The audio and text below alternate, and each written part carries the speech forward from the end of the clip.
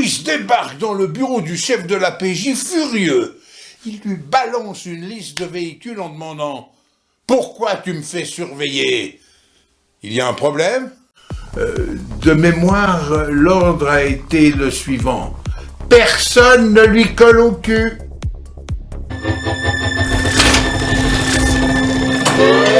Louis.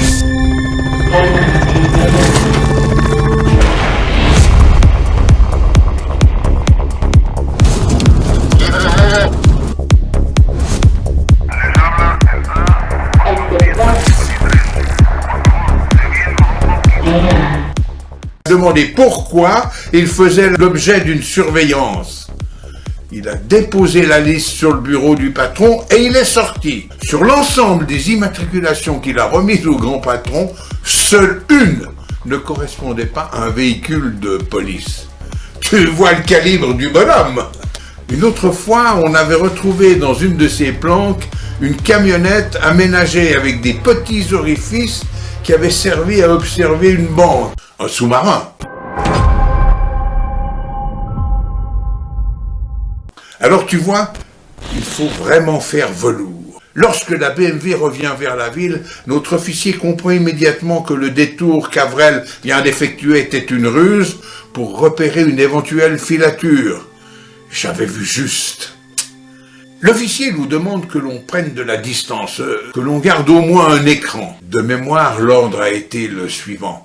Personne ne lui colle au cul. Les distances augmentent, les risques de le perdre aussi. J'arrive avec mon binôme par une parallèle et je remarque l'arrière d'un véhicule qui pourrait être le leur, qui disparaît sur le parking d'un magasin de bricolage. Il y a un moment de flottement dans notre dispositif. Personne ne les a en vue, on les cherche. J'avise tout de suite mon parrain de ce que je viens de voir. Ça peut correspondre. Nous allons vérifier. Ouais, ce sont bien eux. Je suis chaud comme la braise. Je meurs d'envie de leur emboîter le pas. Ben oui, d'aller voir ce qu'ils font. Mon parrain, mon binôme, est moins confiant. Il me freine. Tu es sûr de toi? Tu veux vraiment y aller? Ah, j'ai ce côté entreprenant, curieux, voire fougueux, qui souvent l'emporte. Je me dirige vers l'entrée du bricot. Je réfléchis rapidement au comportement à adopter. J'attrape une pochette en plastique sur le distributeur et je crée ma légende, simple. J'ai ma poche à la main, c'est le monsieur tout-le-monde qui fait ses courses. Je déambule dans les rayons. Le produit que je cherche, c'est Louis. Dans ce type d'enseigne, les rayons sont souvent faits de panneaux ajourés. Et par les trous, je garde un œil sur les caisses. Je procède avec méthode. Je me frotte de près à deux légendes du grand banditisme, d'où les réserves émises par mon binôme. Par les trous du rayon jouxtant le mien, je devine un bras couvert d'une veste en cuir. Louis! Je suis tout proche. Mon cœur s'accélère. Bon, je n'ai pas peur d'eux, mais je ne veux pas être celui qui fait capoter une opération de cette importance. Nous sommes une trentaine sur le coup. Les enquêteurs de la première heure, les indiques, les agents undercover. Enfin, tu vois le tableau. Tout le groupe est sur le front. Si je grille l'affaire, l'officier va être vénère. Je l'ai compris bien plus tard. Ça a été l'affaire la plus importante traitée par cette unité. C'est dans ce contexte que mon parrain était réticent à prendre le risque d'entrer dans ce bricot.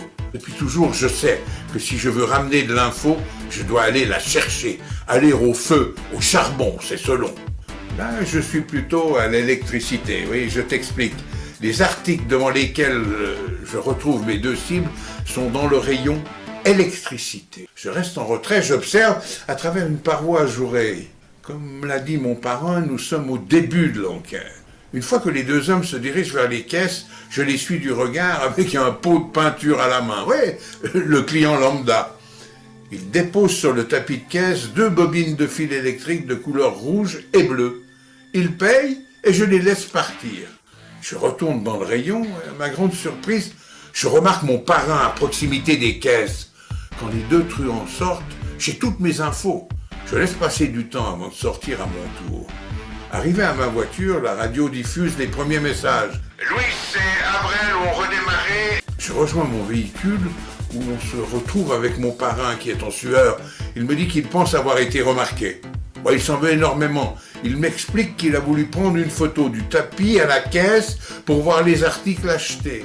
Et il a vu la carte bancaire utilisée par Louis.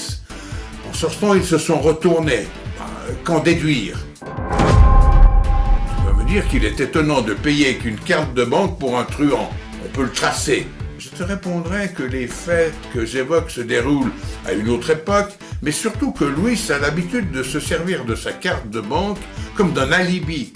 Il s'est rendu au Brico pour y faire quelques achats, point. Cette technique lui a permis plusieurs fois de se créer un alibi, à une époque où la police était encore bien naïve. Moi j'y reviendrai lors du débriefing avec Faustine. Je ne te fais pas un dessin. Nous n'allons prendre aucun risque. La journée de chasse est terminée pour mon parrain et pour moi. Nous regagnons nos quartiers et faisons développer nos photos qui vont étayer notre rapport. Entre-temps, la filature se poursuit et nous pouvons virtuellement la suivre par radio.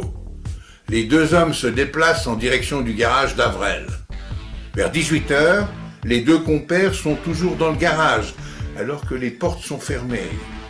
Au bureau, les enquêteurs de la première heure nous ont rejoints.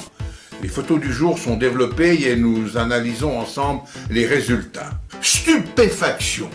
D'une part, la trace de la carte de banque à l'heure précise et à la caisse dite correspond à un certain Louis H. Celui que l'on a accusé de beaucoup de faits, d'associations de malfaiteurs, d'attaques à main armée sur des fourgons, voire des meurtres, mais dont les preuves ont souvent fait des défauts. C'est l'autre Louis. D'autre part, cerise sur le gâteau. La marchandise qu'ils ont achetée est précisément le type de fil électrique constitue pour ces enquêteurs du grand banditisme un élément capital. Là, l'enquête fait un bond en avant.